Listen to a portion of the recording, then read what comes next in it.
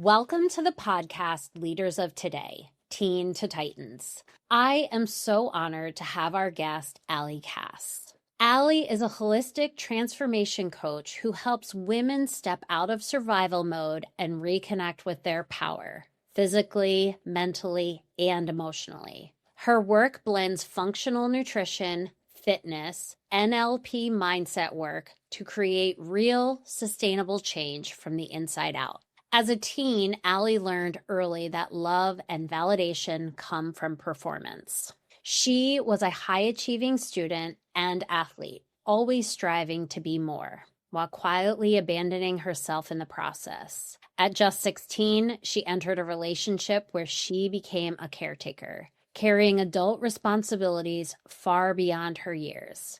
Isolated, overwhelmed, and navigating emotional abuse, Allie spent her teen years holding everything together for everyone else until tragedy forever changed her life. That lived experience now shapes everything she does. Today, Allie helps women recognize where they've learned to push, perform, and self-abandon. She guides them back to self-trust, self-love, and embodied health. She understands firsthand how trauma and unmet needs can live in the body, why true healing has to address the root, not just the symptoms. Her work is an invitation to choose yourself without guilt, fear, or apology. A quick content warning before we start.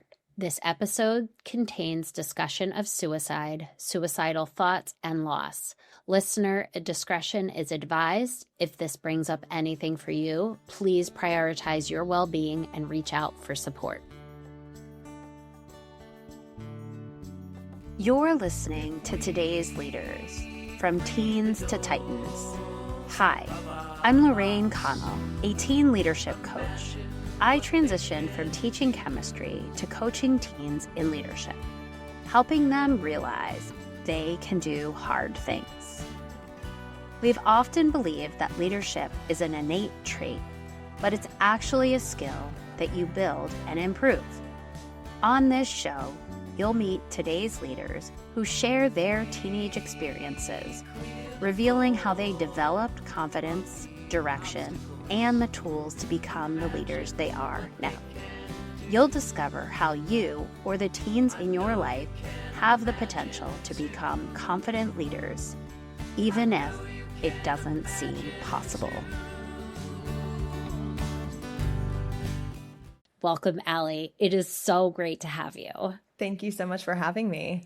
All right. So as I start all of my podcasts, I'm going to ask you to take a trip down memory lane. Tell us who Allie was as a teenager and share how those experiences guided you to be the leader that we have in front of us today. Yes, I love this question. So as you alluded to, I was a high performer. So if you were to ask me at that point in time of my life to identify myself or to talk about myself, I probably would have identified with the things that I was doing, the grades, the sports, the achievements, the things that I was working toward. That was very much part of who I was and who I thought I was if I was looking at my own self-perception. Now, hindsight as an adult, if I were to look back and look a little bit deeper, I see a girl who has a zest for life, who wants to connect with people and experience all the things that life has to offer, and learned a lot of challenging but valuable lessons in the process. So yeah, that's how I would describe who I was at that time. And what are some of the experiences that stand out to you and really influenced your development and your growth and evolution? Yeah, absolutely. So I was very fortunate to have what I would consider a pretty stable, relatively normal upbringing when it came to my home life and my family. My dad had health issues as I was growing up. And so I saw my mom kind of step into that caregiver role as well. She was the one who worked full time. She kind of took care of the household. My dad would do things around the house. He would be the one to kind of pick me up from school, but my mom was really the glue that held everything together. So that was the first experience I had in life of having a really strong female role model to look after.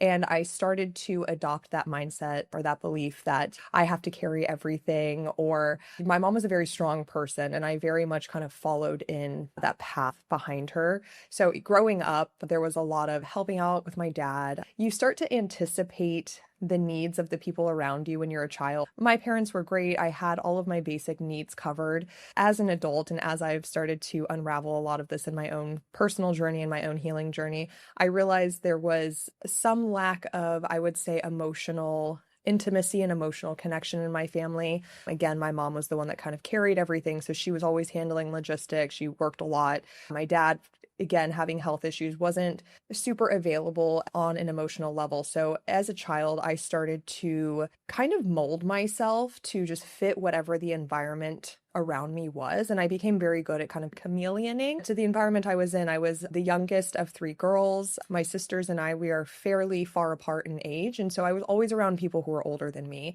So I really learned how to adapt. And I believe that that is a very positive trait. And I have seen myself, again, kind of self-abandon in the process of really also not fully understanding who I am and who I was, because again, I learned how to adapt to whatever environment I was in to then have my needs met. And part of that adaptation for me was learning that people paid attention when I did well, when I got good grades, when I was the star athlete, whether it was my parents, whether it was my peers, whether it was teachers, coaches. People paid more attention when I did better. And so I just started striving to be the best athlete, again, be the best student, very, very driven. And it's funny because I never, again, fortunate growing up, but I was never someone who had people tell me, no, you can't do that or you won't be successful. I know a lot of people who end up being successful have that narrative in the back of their head that kind of drives them to move forward. And I never really had that negative reinforcement from outside of myself. My parents were very much,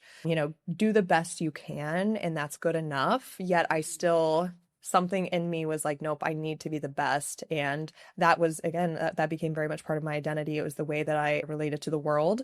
And it's been an interesting process unraveling that. So, again, as you mentioned in the intro, I entered a relationship, my first kind of real boyfriend at the age of 16. He unfortunately had quite a few mental health challenges, but would not accept help for them. So we dated for about 2.5 years, and it slowly started to become a little more verbally abusive, a little more emotionally abusive. Fortunately, was only physically abusive at one point. And I was telling this story the other day, and it's interesting to look back. I consciously chose to stay in that situation. So again, he had a lot of mental health issues. He started threatening to kill himself. That was very scary for me at the time. And I took on a lot of responsibility. Again, as a kid, I started kind of adopting the responsibility of the people around me, with my dad being sick. So I was very familiar on how to kind of step up, even at a young age. So when that started happening, I took part of that as my responsibility as his girlfriend to try to help, right? You care about somebody. I think women in particular, I believe, were wired for that nurture and that connection. And when you care about somebody, it's easy to kind of lose yourself in that process. And so I started trying to be there for him. I tried to help get him help. I spoke with his mom, his family. Again, unfortunately, he was not someone who wanted to accept help. He did not want to see a therapist or a psychologist or really address whatever the underlying issue was that was making him go to those dark places. But I had such a fear that if he ended up doing something and I didn't feel like I exhausted all of my resources, that I would live the rest of my life with regret. And I did not have a history of suicide in my family or anywhere else. So I'm not really sure how that whole analysis in my head formed, but it was my biggest fear. I've always said, I don't like regret has always been a scary thing for me. And so I really try to live life in a way that I believe I won't regret it later. And that was certainly a conscious decision that I made, was to stay in this relationship despite the verbal abuse, the emotional abuse, because I was so fearful that I would look back and think that I could have done something more. So I stayed, I abandoned myself in the process. I remember I think I was 17 at the time, and I started developing insomnia because I was so stressed out, constantly on edge, worrying about, whether I was going to wake up and the next morning and he would have done something. There were multiple times where I found him after he had self-harmed in very graphic scenarios and had to essentially be the one to pick him up and try to help him. And it really took a toll on me physically, mentally, and emotionally. Nobody had any context as to what was going on because I really didn't share it with anyone.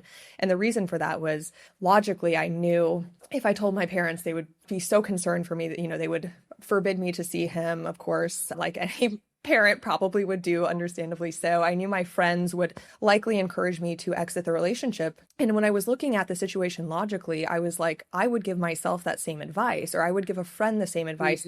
But I knew because that fear of regret was so strong, it was such a driver for me that I knew that I was not going to listen to those opinions. And even if somebody told me to do that, I knew I wasn't going to do it. So I just chose to carry it internally. So I became very isolated, again, not sleeping well. So nobody really knew what was going on. One of my coaches actually thought that I had started smoking cigarettes and doing drugs because I was just so fatigued and I was such a shell of myself, just kind of walking through life, not really present. And so that was eye-opening to me when I started to understand what other people's perceptions of me were at the time. And I was like, how could he think that about me? And when I looked at it objectively, and again, not knowing anything that was going on, I thought, okay, well, I can understand because my behavior has changed, my persona has changed, everything about me. I'm a generally pretty happy person. I like to bring light into the world as much as I can, and I was not that at the time. And so again, a very good lesson in self-abandonment. It eventually got to the point where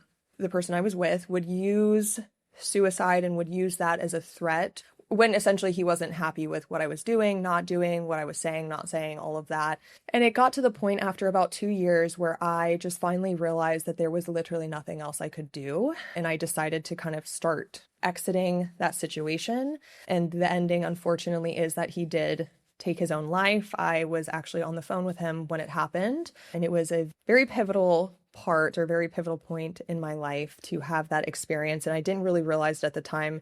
When I was recounting the story not too long ago with someone, I was telling them that at the time I thought I was just being strong. Again, it was kind of the death by 1,000 paper cuts for me. I had been dealing with the situation for so long. It had eroded my sense of self, my confidence, just my whole life kind of just eroded over that time. And so when he ended his life, it was very sad, very traumatizing. But I just, again, being the high achiever I am, I just kept pushing forward. I was like, I have these things I'm working on, these things I'm focusing on. And it wasn't until I got into probably my mid to late 20s that I realized I had not actually dealt with the pain. I just shoved it down. And then I saw how that started playing out in my present day relationships, particularly romantic relationships, and how I was holding myself back from being fully myself and being seen and showing up in the way that I wanted to show up and have impact because of the adaptive patterns that I had developed during that point in my life. Wow. Allie, wow. I just want to take a moment and recognize that anyone dealing with that would have a hard time. And yet, teenage experience. There's a question that I have, and I don't know if you have thought of this before. So, do you think that there was some aspect of your high achieving desire to be the best that played into keeping him alive? That's a great question. No one's ever asked me that before. And I'm sure the answer is yes, if I were to really sit and analyze it. I think, again, that aspect of me that was high achieving thought that if I can just help him, or if I can just be there for him, or if I can fix his issues, if I can be the answer to his problem, then I can save him. I definitely had a little bit of that kind of savior complex and really, again, took that as my responsibility. It also, truthfully, didn't really help that he kind of put some of the responsibility. Right. I chose to accept it. But yes, I absolutely think so. And I think that it was such a hard situation. But when we tell ourselves that, we can fix other people's problem, it gives us this perception of control, when in reality, the only thing, and what I've learned now, is the only thing that we can control, right, is ourselves. It's our actions, our perceptions, the things that happen within ourselves. But I believe that I thought that I had a sense of control by, again, trying to do that. Again, my mindset was, if I just do the best I can, if I exhaust every resource, surely there is a way to fix this.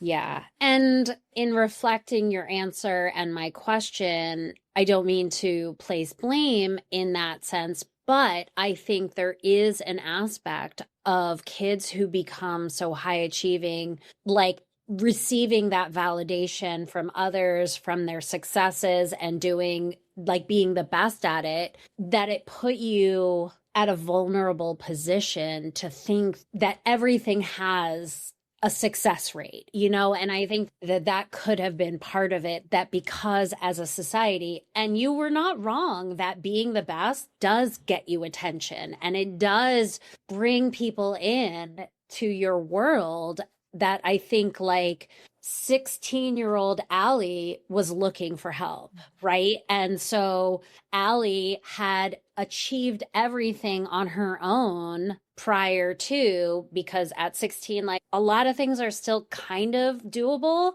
And as a chemistry teacher, 16 was where kids like sort of like hit the road or they broke down. And so I can really see all of this sort of like crashing in at one moment. And I have a second question. And again, I don't know that you will have the answer to this, but a lot of adults are fearful about giving teenagers or younger the information on how to navigate these situations that you're talking about, right? If we talk about suicide or challenges that other teens are having, if we talk about it, then the teens who might be able to intervene might then be considering it, when in reality, you're the first responder. And we see in this story that you were the first responder, and had adults given you some tools, some strategies, you might have known what to do other than trying to take it on yourself. And my question is, do you think that adults would have believed you, or that adults were aware and could help you? Or did you feel like the adults were just as ill-equipped as I was?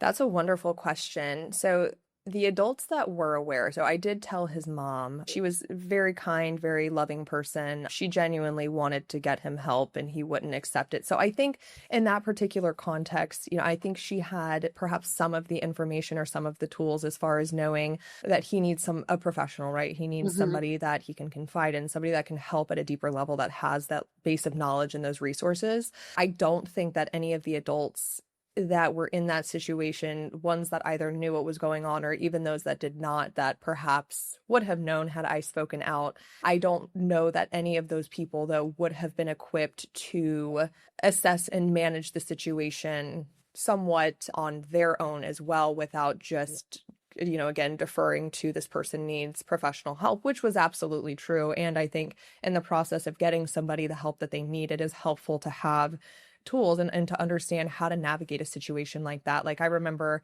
after he passed away, my mom suggested I go to therapy for a session. I only went for one session, which now that I've been on a therapy journey, it's like almost comical to me. But I found out after the fact that it's actually my sister who recommended to my mom that I should do that. And so that was another interesting thing as well, right? Like it just kind of goes to show that I think at that point in time too, that was before social media was huge, before we were talking about a lot of these things as widely as we are now, just how ill-equipped most people were to handle any kind of tragedy, trauma, devastation, things like that. And so I don't think that there were the resources that there are now back at that time. Yeah, and I understand adult hesitation in equipping kids with tools, but I think we're seeing that kids are on the front line. And what are your thoughts of like giving these talks and having conversations about warning signs, or when are you able to navigate some talk on your own, and when do you need to reach out for adults?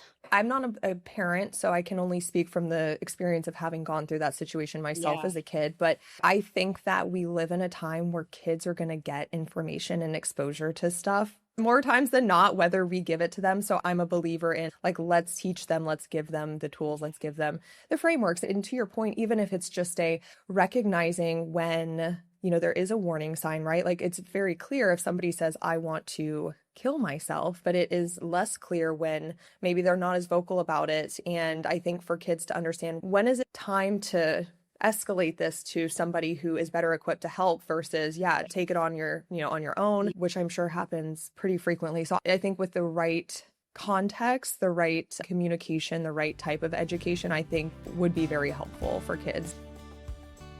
If you're listening to this podcast, you're already part of something bigger. You're part of my advocacy team. Leaders of Today and Peers Not Fears exist to amplify voices at the age when so many of us were having moments that shaped who we became, sometimes in silence, sometimes without support. These conversations are about what happens when voices are heard earlier, when leadership is named, and when young people are reminded that they matter. As we move from building these programs to sharing them more widely, my ask is simple. Help us carry these stories forward. Share an episode, talk about the work, pass it along to someone who works with youth, supports teens, or believes in the power of early leadership. Because when we normalize telling these stories and believing in young voices, we don't just change individual lives, we change what's possible. And again, I don't know, that sweet spot of age, like when is it maybe a little too early to start having these conversations? But I mean, the reality is I feel like even middle schoolers now, when I was in middle school, self-harm was a pretty prevalent thing. And I don't know that that's changed. And so I think these things start to occur at a rather young age. And I do believe just equipping kids with the tools, or at least creating a safe space where kids know that it's okay to come to an adult, or it's okay to speak up about these things. I think there's a sense of loyalty too, right? When you have a friend or you have a person you care about as a kid. And a lot of times, in my experience, at least when I was a kid, there's that perception that, well, I'm going to be in trouble, or this person's going to be in trouble. And so there's always that stigma of like, well, I want to help them, so I'll kind of keep it hush hush. And I think that if these things were less, maybe taboo is the word, that people would feel more comfortable being open about it. And then people who are kind of on the front lines or in that first responder role would be more comfortable in seeking support and speaking out on behalf of themselves and other people. Yeah, and that actually leads me into asking about the work that you do, because what it sounds like we're talking about is just equipping people with tools, right? Like, I am going to tell you, here is what I'm seeing, here's what I'm hearing, here's what I'm feeling. Here's a tool you can navigate that with. And so you're working with women who have potentially shut everything of themselves out because we're not seen as important. But what you're doing is you're providing tools and the toolbox. So what are some of the tools that you use to help women see their own value? Oh my gosh, I love this question because I have so many tools, and I'm so big on exactly what you're saying, the education component and really equipping women. Like, I love my clients so much, and if I could work with them for my entire life, that would be great. But in my opinion, I'm not doing a good job if I'm not giving them the tools to go do this on their own, right? I'm very big on not creating dependence. I also think we live in a society that a lot of this stuff also creates some level of dependence. So when I'm working with people, I really want them to feel like confident in themselves and being able to move forward. So, I do work in primarily the health aspect. And so when it comes to that side of things, a lot of what we do is, again, nutrition, functional health, fitness. And it's really just teaching women about their bodies and teaching them how to use food, how to use movement, how to use supplementation in the appropriate context for the appropriate goal in the appropriate time. And just basically like the stuff that nobody taught us in health class or in, growing up. Nobody teaches you how to really nourish yourself, like physically, right? I was an athlete. Nobody taught me about nutrition. I oftentimes look back and think, I wonder how much better of an athlete I would have been if I was fueled properly, if I had the right inputs to give the right outputs. And so, teaching women how to take care of their body first and foremost is a really big one for me. When it comes to more of the mindset and the mental and emotional health, we have, oh my goodness, that's why I love NLP, or neuro-linguistic programming, for those who are not familiar with the acronym. It's really an art of communication, but when I'm working with clients on it, it's how they communicate communicate with themselves. So we have a lot of different techniques. I take my clients through what's called an 8-hour breakthrough session where we go through and we assess all of their limiting beliefs, subconscious blocks. We go through a process called mental and emotional release, which is where we work at the subconscious level to remove repressed emotions of anger, sadness, hurt, fear, guilt, shame. A lot of things that I carried with me for many, many years, thinking that I had dealt with it and I was strong and I moved past it. And then, life happens and all of it comes up and you're like, wow, look at that. I did not deal with it. So I'm very passionate about that side of my work because I have gone through it firsthand myself. And so we have those types of tools. We have other NLP is like a whole extensive category of like a tool for this, a tool for that. I mean, there's so many things that we do, but it's essentially, again, equipping women with things that they can do in their day-to-day life well beyond the coaching relationship to continue to work on their mental health, their emotional health, and physical health. And one of the things I've realized in my personal journey, but also working with women, is oftentimes what we see manifesting in the body is a result of what's happening in our mental and emotional world. So I used to be heavily, heavily focused on the physical, and that's still an aspect, but my clients call it the inner gym now when we work on that inner stuff. And I have seen more transformation happen as a byproduct of doing the inner work than I have the other way around. And so Well, and that comes back to a comment I wrote down is so often when we're talking about moms and women, we don't believe that like we are a priority. So we shove our emotions down or we shove whatever we're dealing with. Oh, I'll deal with that later. So that inner gym, that inner work is like so valuable. And if you are a mom, so much more of your children are learning from your nonverbal communication. And so, what are some tools?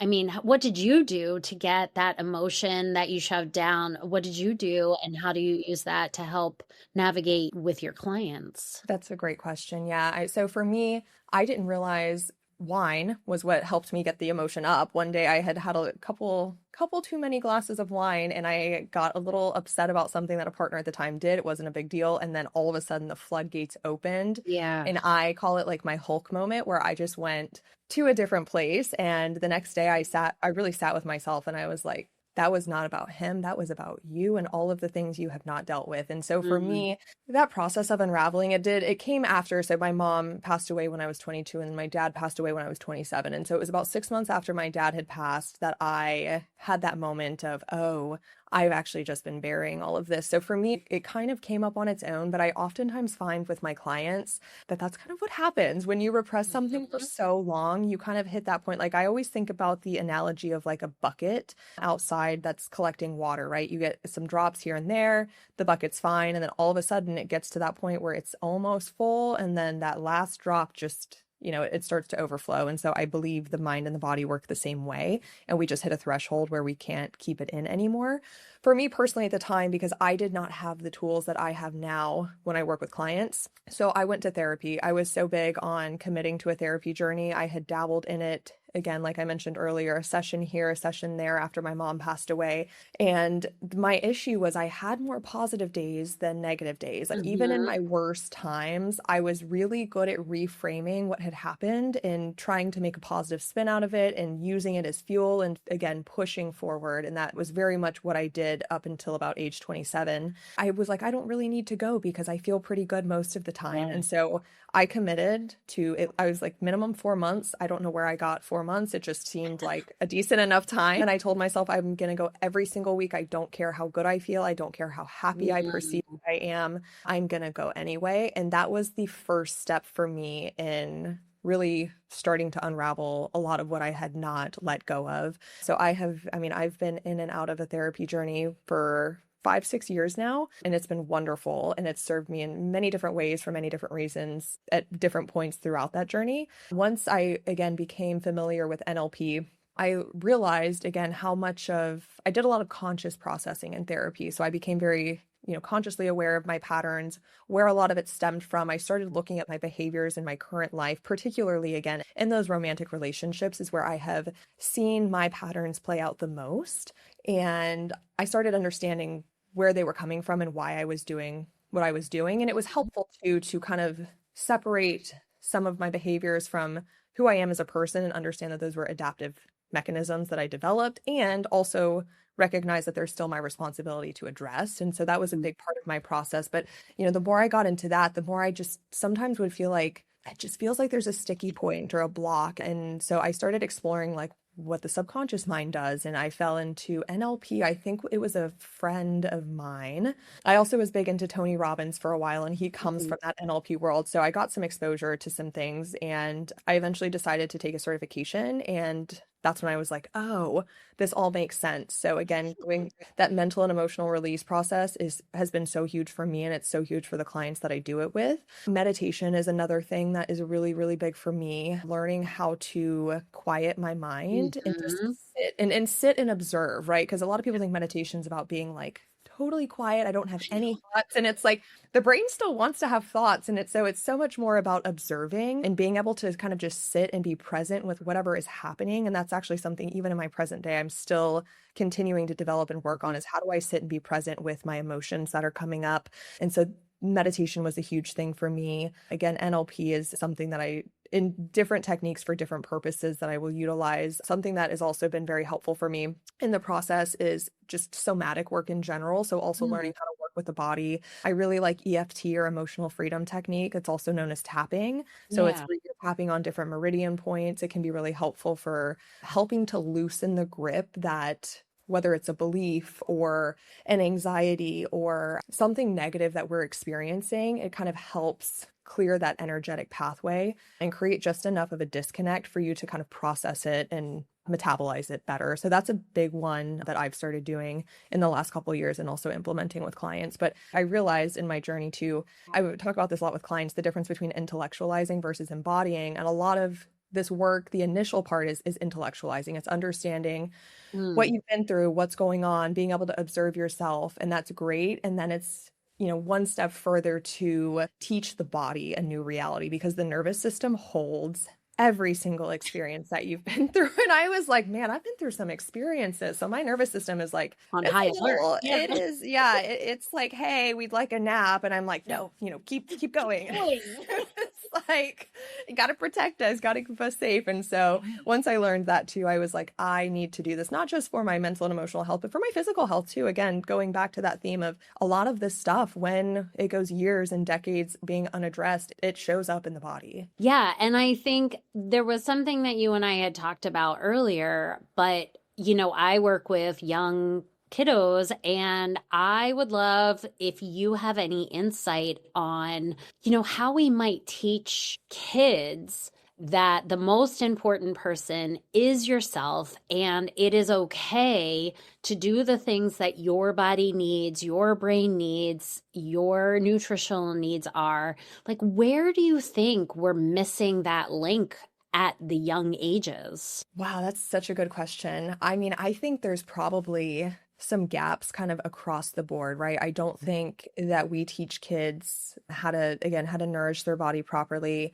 I mean, even I know it's probably better now than it was 5 years ago, 10 years ago, 15 years ago. But if you even look at the food that is served in schools, it's like Cafeterias. that. I mean, yeah, it's not anything that's really teaching kids how to nourish their body properly. So I think, if we're starting in the physical realm, teaching kids the importance of nutrition, the importance of physical activity. That doesn't mean you have to play a sport, but just movement in general, making it fun. I think I know kids respond so much better and probably learn so much better when something is fun and engaging. So if there were ways to make that, more fun for them.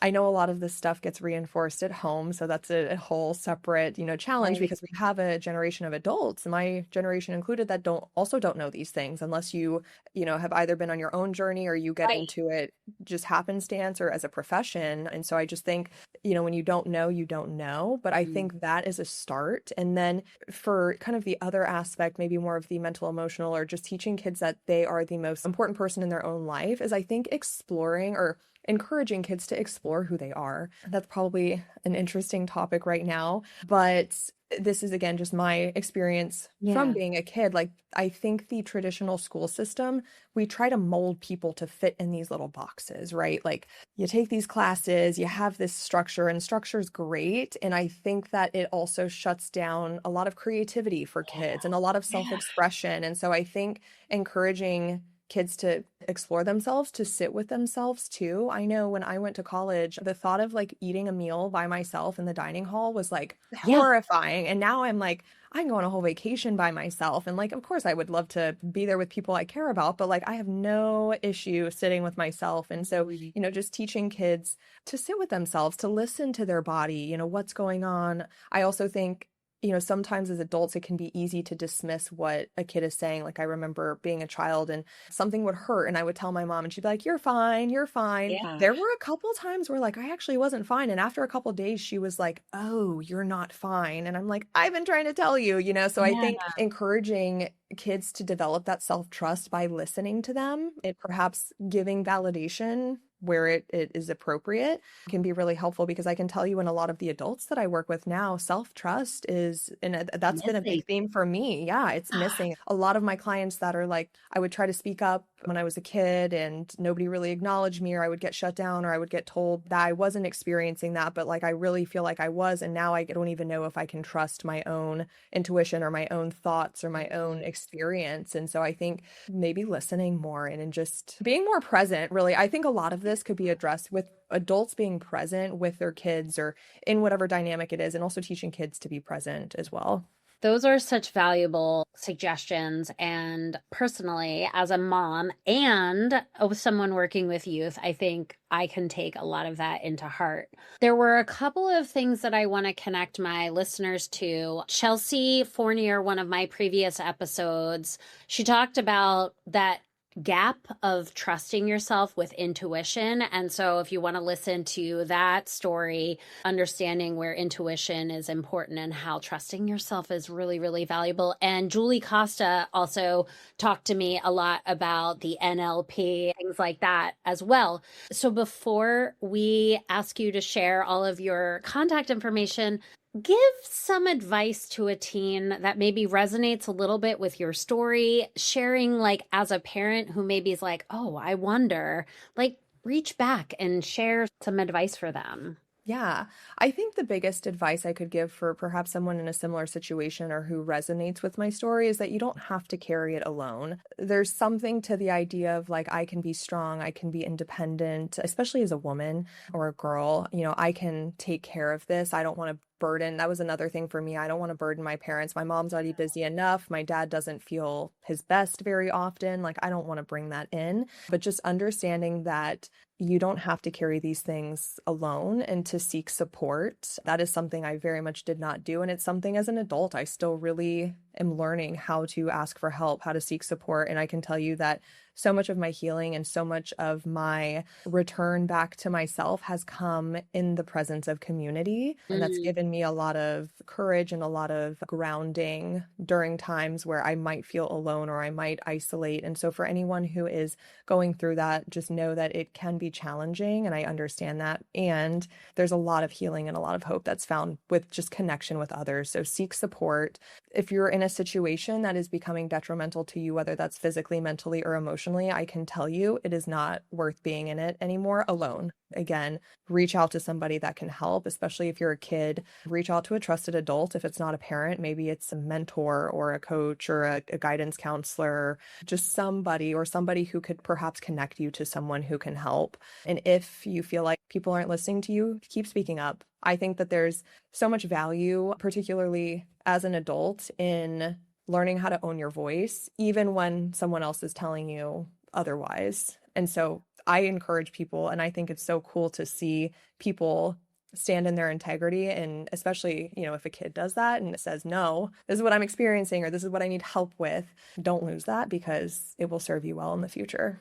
Yeah. And I want to echo something that you shared before this question was we need to trust our kids. We need to trust that what they're telling us is valid, and it may not seem valid to us, but we have to trust them when they're sharing things with us and not to dismiss it. Allie, share with my listeners who you work with, and if they're looking for more information about you, how they can find you. Yeah, I love this. Thank you. I work with high achievers, primarily women. I do work with men as well. If you look at my website and my branding, though, it's all female focused, but just essentially high achieving individuals who really want to optimize their well being, but who also, again, want to kind of shift out of that survival state and move into a thriving state. I've experienced so much loss in my life. I'm so big on living life to the fullest now, not waiting for that next milestone, really coming home to yourself and really reclaiming that power within, whatever that looks like for somebody. And so anybody who is looking to improve their health, up-level their mindset, and essentially just shift from surviving to thriving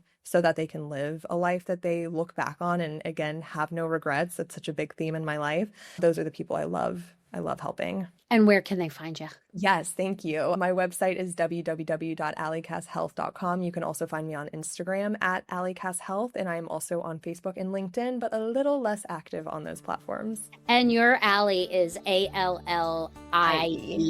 Yes. Okay, awesome. Are you ready to help the young people in your life unlock their inner strength and step confidently into leadership? The new workbook from Peers Not Fears, Your Voice Matters, Uncovering Your Unique Leadership. It's designed to help teens see the leader in themselves, step by step. It's not just a workbook. It's the first step towards a ripple effect that could change lives. Let's turn today's teens into tomorrow's titans. Thank you for tuning in to this episode of Leaders of Today, Teens to Titans. If you found this episode helpful, please subscribe, leave a review, and share it with other parents who might benefit from this conversation. Together, we can support our teens in building healthy, positive relationships and become leaders of tomorrow. Until next time, I'm Lorraine Connell, and this is Leaders of Today, Teens to Titans.